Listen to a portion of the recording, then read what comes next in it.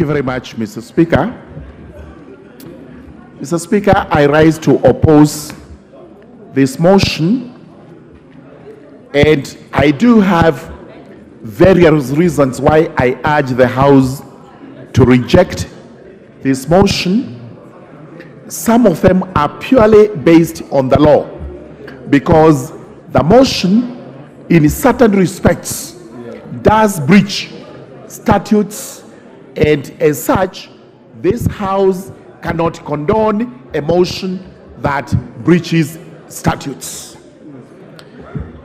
Mr. Speaker, if you allow me to move, because I have limited time, I wish to draw the attention of the House to the affidavit in support of the motion. The affidavit is sworn by the mover of the motion before a commissioner for oaths.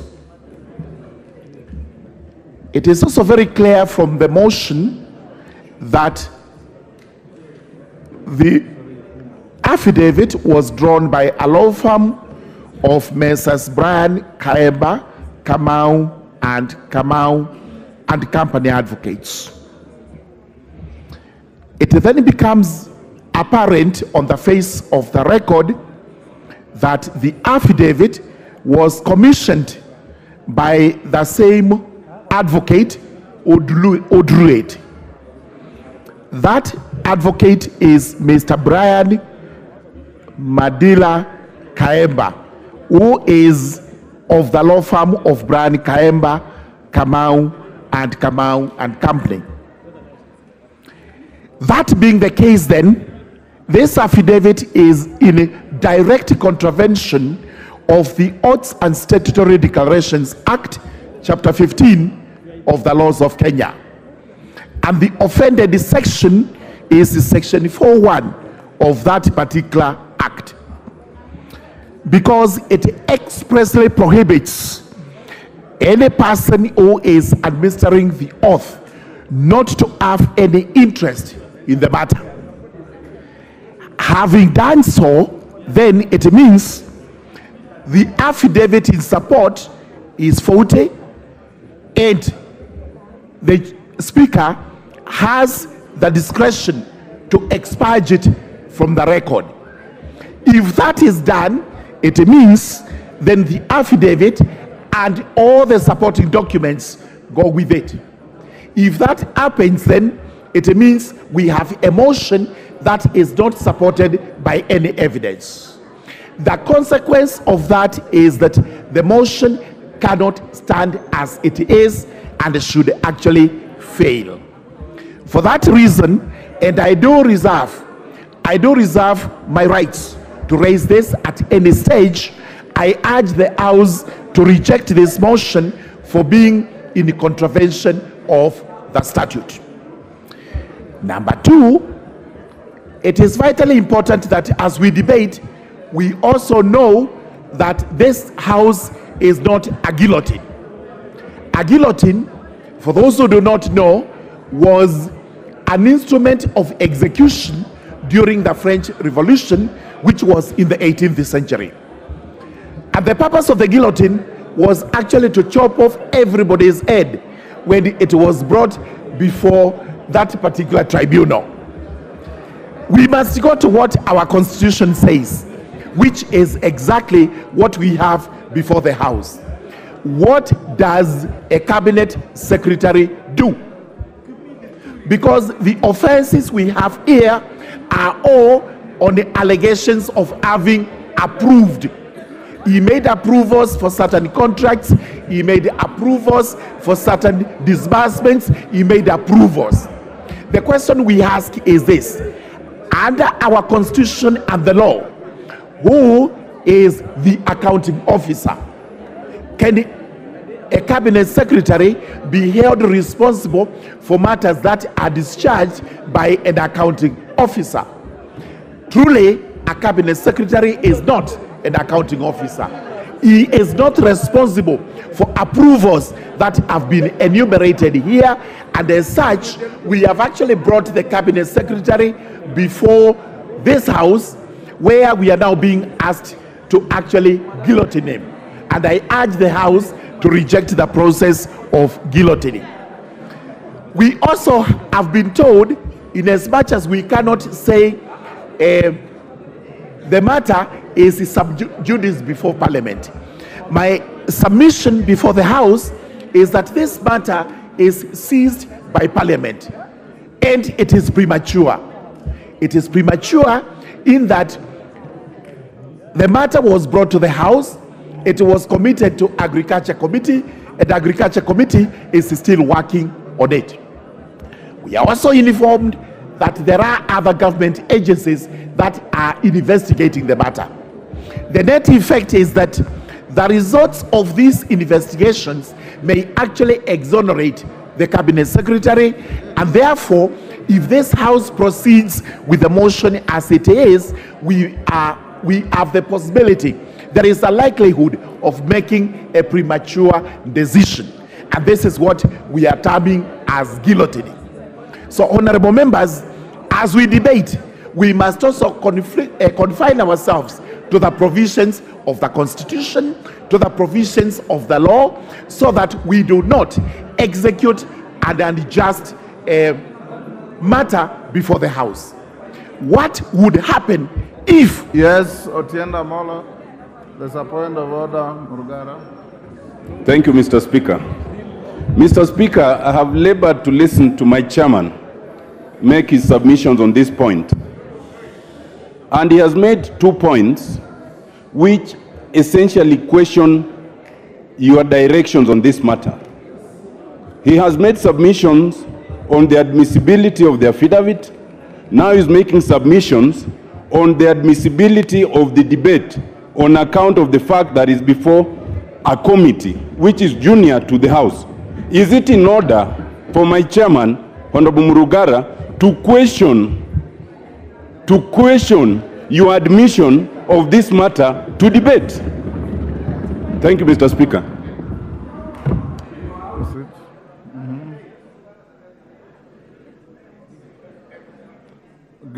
Yes, thank you so much.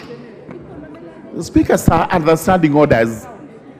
What the Speaker did was to look at the motion as it was presented before him. He may not have gone into the nitty-gritty of how the affidavits and the rest of the evidence was introduced, because he was not required to do so by the Constitution and by the law. It is now during debate when we actually have the opportunity to demonstrate to the House exactly what the loopholes, what the shortfalls are as far as this petition is concerned. What the Speaker is required to do is to glimpse over the grounds, over the affidavit, and confirm that it meets the threshold. That threshold in itself is not conclusive that all the matters that appertain herein have been looked at and have been examined. This is why, and as he rightly says, as the chairperson of the Justice and Legal Affairs Committee, I have the responsibility to draw to this House the various statutes which may have been breached.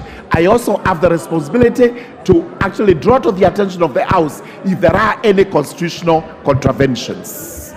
So, Mr. Speaker, sir, before the Agriculture Committee is actually an investigation by this House on, or if not all, most of the matters that are in this petition. So we go to the question, can this House proceed with this motion when actually that investigation is ongoing and a report is awaited? I may not be able to call upon the House, upon the Speaker to make a ruling now, but I call upon the House to reject this particular motion because of the fact that the same matter is seized by the same House, and we await the outcome in a parliamentary report that will be tabled here, which we are going to report and in which we will make our recommendations. Mr. Speaker, with those very many remarks, I urge the House, because of the votes in this particular motion, to actually reject it. Thank you. And I do oppose. Minority Leader. Thank you very much, the Honorable Speaker. Order, Minority Leader and Majority Leader, you have 15 minutes each. Rest members, you have 10 minutes. In the event you exhaust your argument under 10 minutes, you should yield the ground to other members. Thank you very much, Honorable Speaker. I want to go straight to the point and from the outset declare that I support the motion. And I want to thank most profusely the initiator of the motion, the Honorable Jack Wamboka, and state that Jack Wamboka, history will be very kind to you. In the fullness of time, when the history of this parliament or of this country is written, you will for sure have something. If not a paragraph, a sentence, at least a footnote for what you've done for the country today. And let me say this, Honorable Speaker, that listening keenly to the submission by Honorable Wamboka and having scrutinized into detail the documents that have been presented, the annexures, and so on and so forth, I am more than convinced that the Cabinet Secretary, the Honorable Linturi, has actually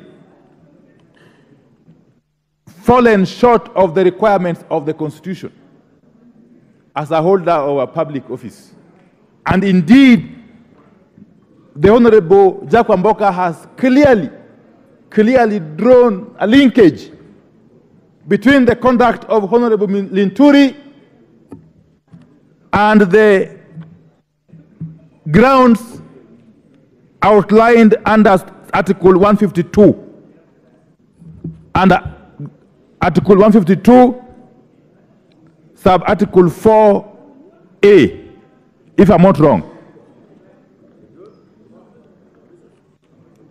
Article 152, sub-Article 6, the three grounds upon which a Cabinet Secretary may be subjected to a motion such as this one, Honorable Speaker. And I won't belabor the point.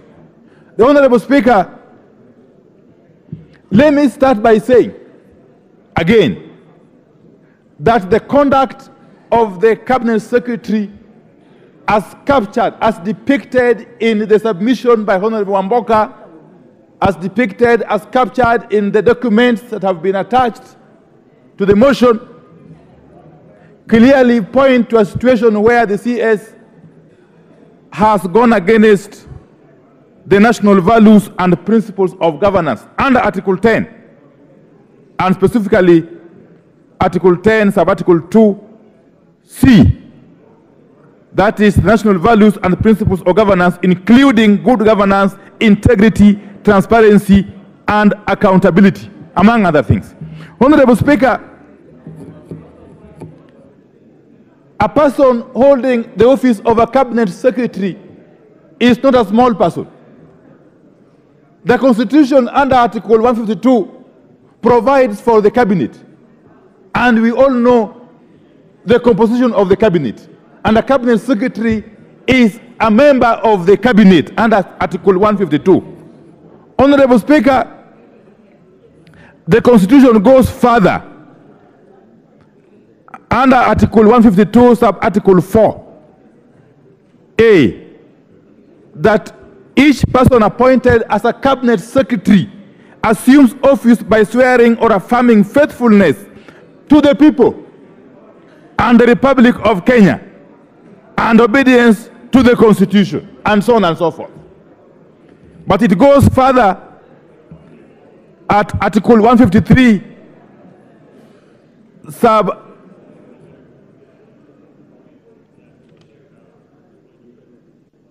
it goes further, Honorable Speaker,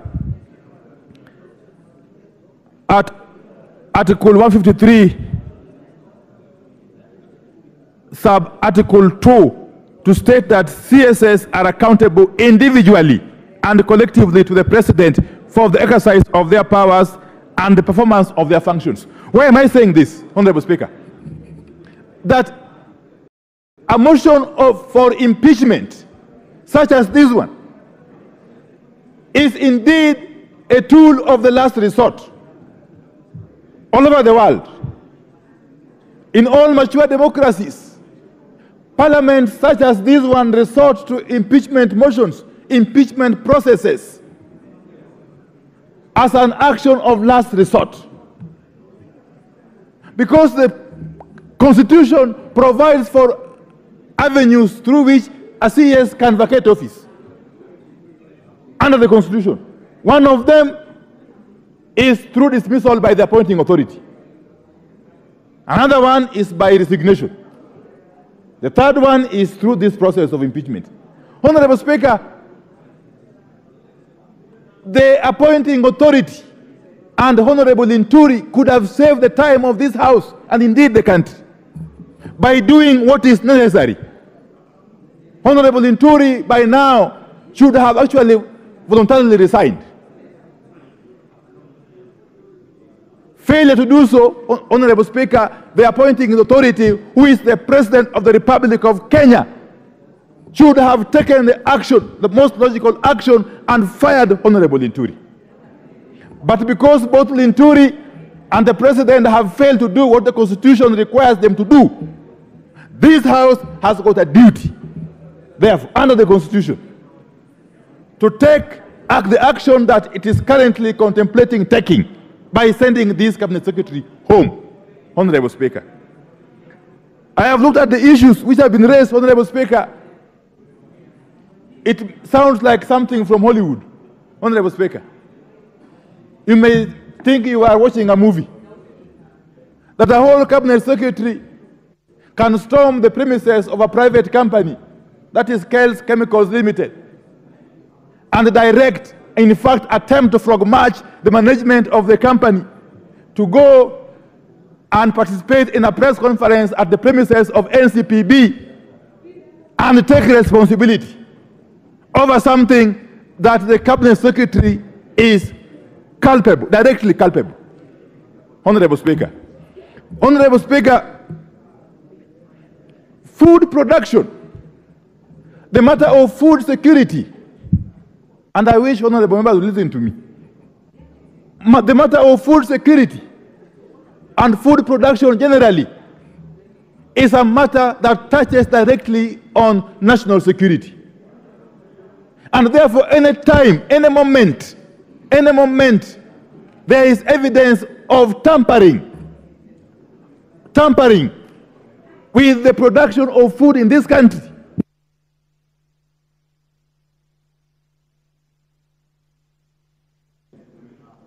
what's happening? By way of supplying substandard or fake farm inputs, including fertilizer, Honorable Speaker.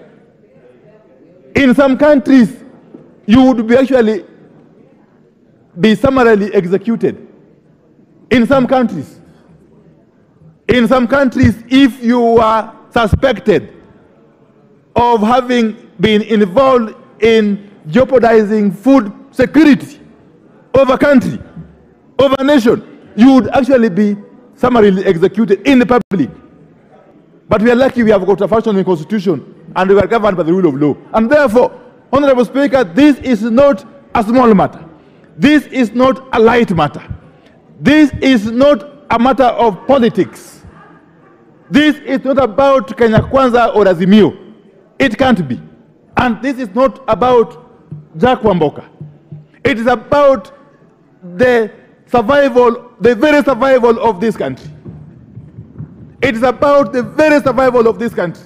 Honorable Speaker, countries that are food deficient, history has been prone to coups and counter coups and civil upheavals. And therefore, anybody attempting to jeopardize food production is inviting us as a country to go that direction. A hungry country, a hungry populace is a very, very dangerous populace. You cannot govern it. You cannot govern a hungry population.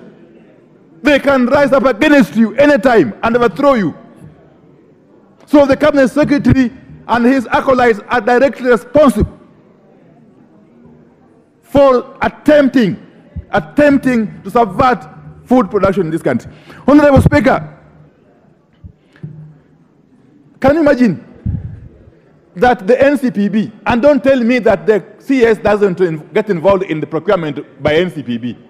That one you can tell the birds. Everybody who lives in this country knows how government works. The National Cereals and Produce Board is a government entity. It's a parastatal within the Ministry of Agriculture, under the supervision of the CS for Agriculture. How on earth did NCPB procure hundreds of thousands of bags of NPK fertilizer from a briefcase company? A briefcase company, by going by the name MEMS Distributors Limited. A company that has had no history of dealing with fertilizer. Then MEMS goes ahead and approaches Kale Chemicals Limited to manufacture for it the fertilizer for its supply to NCPB. What happens? Kales manufactures and supplies to MEMS only 69,000 bags of the NPK fertilizer, 10, 16, 10. But then what happens again? MEMS distributors proceeds to supply NCPB with over 400,000 bags. So the question is, where did MEMS distributors and NCPB get the extra hundreds of thousands of bags of this fertilizer? Where? From where? And then it turns out that these extra bags of fertilizer are the ones that were actually stones. What have you? Stones, gravel, sand, and donkey waste, I'm told. So somebody is basically sabotaging the very, very survival of this country. And the cabinet secretary cannot feign ignorance. Because if he feigns ignorance, then he is not fit to hold that office. Then he's unfit. Then he's incompetent. How? But then NCPB goes ahead and pays for this fertilizer, this fake fertilizer. I may call it air, because farmers would never use it anyway. NCPB rushes to pay for this fertilizer. It basically tells you that somebody powerful was pulling the strings behind the scenes. That is the point. Somebody even more powerful was pulling the strings behind the scenes. So the cabinet secretary cannot absolve himself from accountability on this matter. Honorable Speaker. Honorable Speaker, even more intriguing, as we are told that investigations are being conducted by the relevant investigative agencies. And we are also being told here by my friend, the chairman of AJAABU and Owen Bayer, that the Committee on Agriculture is also seized of the matter, that we wait for the outcome of their investigations or inquiries. And yet, NCPB goes ahead to decree that it is embarking on a scheme to compensate farmers who purchase the fake fertilizer. Then you ask yourself, where are they getting the money from? This house, to the best of my recollection, did not authorize any such expenditure. Did not. Where did NCPB get the authority and the money to compensate farmers? Yet, even before the investigations are complete, do we even know how much was this fake fertilizer as we speak? Do we know? We don't know. We don't know. Honorable Speaker, from what I know, and you know, my Honorable Speaker, I have a lot of information. From what I know is that what we are being told is just but the tip of the iceberg. When the full extent of this fertilizer scandal is exposed, you will be shocked. It will be worse than Goldenberg scandal. What we are being told is just but the tip of the iceberg. And you know, Honorable Speaker, in my capacity as leader of the MIO, this side, I am privy to a lot of information. In fact, information just comes to me.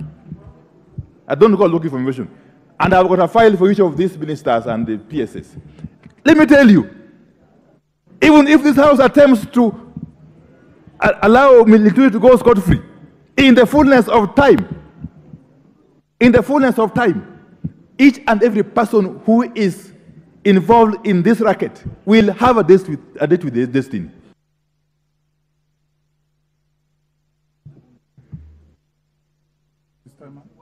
Your time is up. I told you you had 15 minutes. 30 seconds. Let me just say that I support this motion, and I want to appeal to all my colleagues. Let's just send a message home, regardless of our political affiliation, today, by sending these CS home. That will actually earn us a lot of respect as an institution of parliament. Let's for once allow this process to get to the select committee to undertake proper investigation and inquiry at the hearings, Honorable Speaker.